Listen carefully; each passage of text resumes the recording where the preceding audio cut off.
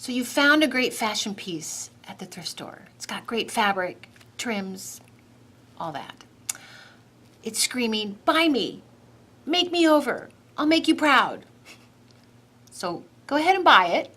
I'm going to show you 5 inspiring ways to get over your fashion blocks. Coming up.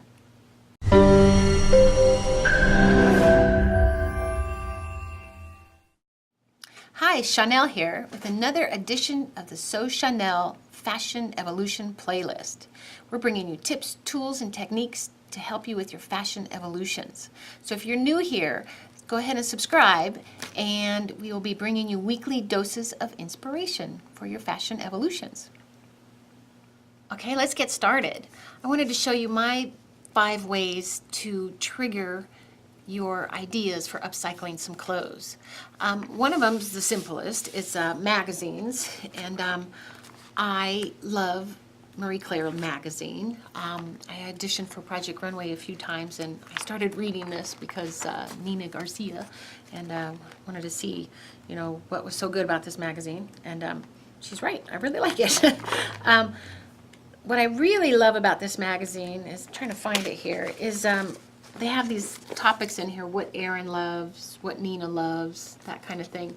And they're just quick little snippets of things, new things every month that are easy to just kind of decipher through and look at ideas. Like here's another one that I clip a lot of these pieces out, and they just tend to really trigger some ideas for me. Here's another one called The Look, and they just have some really good pieces in it. So definitely magazines. But one thing I do with magazines is I keep a file of all like tear sheets.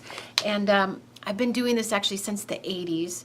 I know I started in 83 because I had costume designed a movie a long time ago. And it all was in the 80s, and I didn't even have to go research the 80s. I had magazine clippings. That's back when I had just tons of them. Now I have reduced them. I keep each year in one file and just call it tear sheets. This is my tear sheets from 2017, and I just tear out things in the magazine that really speak to me, not just every little thing. I like to, it just has to really kind of give me ideas and move me to inspire something coming out of me. But this is a dress that I love. I love to do tailored kind of pieces. It's like leather with some lace on it too, so it's like soft but tailored, like that kind of thing. I love this photograph because of the back. Maybe I just find a simple gown and I cut the back up and make it, this actually is like a bustier under it too. So this is great. And I love this was, maybe I find a Chanel jacket that I cut, maybe not a Chanel, but I wouldn't cut it, probably not. But maybe something that looks like it, and I'd cut the front of it and then add contrast to the front of it, that kind of thing. That would trigger that. So definitely keeping tear sheets and just keeping your magazines down to controllable amount, and putting them in a file every year. Then also another thing to do is I do idea popper boards. This one just fell off. I was wondering what that was. That was right here. The idea popper board is I cut out pieces, and I like to keep these around my studio and just be looking at them all the time, and have them around me and getting ideas from them. Here's another one. You don't have to put idea popper on the top, but I do that for my students. Maybe this one, like with jogging pants. I love like the appliques on the bottom. Maybe I found some cool jogging pants. That would be cool. This one with the contrast inspires me to like maybe different types of prints kind of thing. And then this one has a great metal piece around the pockets. Maybe I find something and all you want to do is add that to some really shapely things with adding contrast all over it. So keeping idea popper boards around your studio space have you constantly looking at some ideas like that. The other thing too, speaking of magazines, this is a Runway magazine. These are probably in the $100 $200 range of each one. You can get the smaller ones for like 80 to 100. But these are magazines. I find these in New York and Los Angeles. You probably find them on mail order too. But these are just runway photos. There's no advertising in here. It's a designer and their runway photos. So you wouldn't want to cut these up either. I have them. I think I have one from 1993, and I know this one's from 98. I love to look at the vintage ones too, because it's like, a lot of times you find these are so couture that they're something you could copy it, not know it's from 1998. But really great ideas with the runway fashion magazines. Go straight to the designs.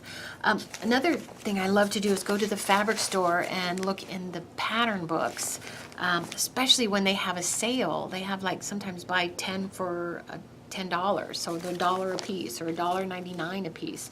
That way you can buy tons of them and have them around in case you need to, use them.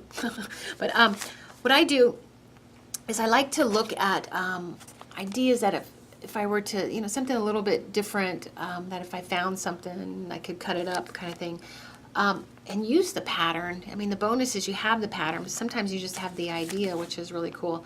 And these are the flats of what the pattern looks like without the illustration or the print of what they actually made. And you can see the design lines in the pattern and use that, kind of getting ideas with that. Like this one I love the sleeves on it. This was getting ideas of, maybe I find a simple top, but I want to, maybe it has a big, long, full dress on it, and I cut the dress up and make sleeves to go with that. So, and the bonus is I have the pattern right here, too, so I don't have to recreate it and remake it. This one I love because it's just a tunic-type dress. Maybe I find a long dress and I want to make it into a tunic, which is actually one of my next projects I'm doing. So this one's actually really simple there. This one I loved. I really got it just for the hat. And I thought maybe I find a dress and I cut it into a blouse and I make a hat out of the rest of the dress. So it's like a matching little hat and top dress. I thought that'd be kind of cute. And bonus, I have the pattern. One thing I like to do is photocopy the backs, the flats on here, and then put them all on a strip and make them into a page. And keep these with me. I like these cellophane pages right here, and then that way I can just fold them up, put them in my purse like that, and have them right there with me so I can remember what patterns I have and some ideas right there on the spot. So really great way to do it. I used to use these when I shopped for my actors. I'd put all their measurements on here, and sometimes I'd have 20 actors, so I would put the men on the front, women on the back, and then fold them up and have them right there instead of looking through my phone and stuff, so it was really handy. But these cellophane wrappers are really helpful. The other thing while you're at the fabric store is to look through the trim department.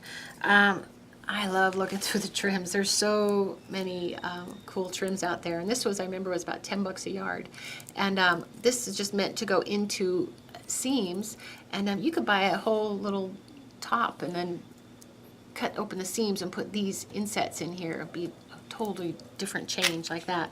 Also, like, leather looking kind of things that are really cool ideas, and just sewing them on top of something, on top of a seam, is real simple and easy to do too. Also, this was actually a bracelet that I had that fell apart, and I kept them because I thought this would make a cool little design on a denim jacket or something like that. So there's a whole bunch of pieces. They kind of fell all apart.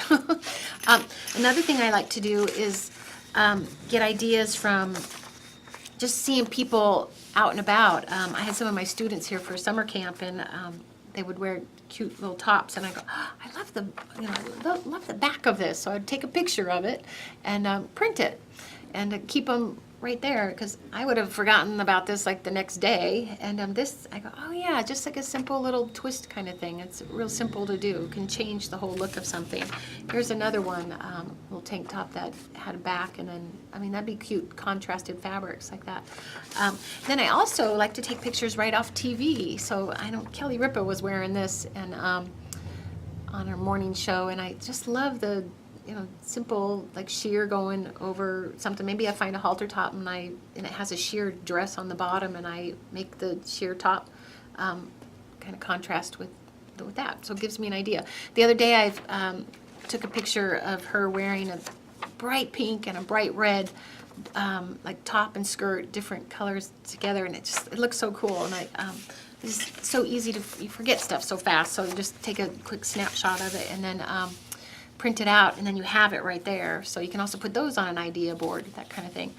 Well, those are some of my ideas to help you out of your fashion block and get you to recreate some of those things that are in your closet, because I know they're there because they are in mine.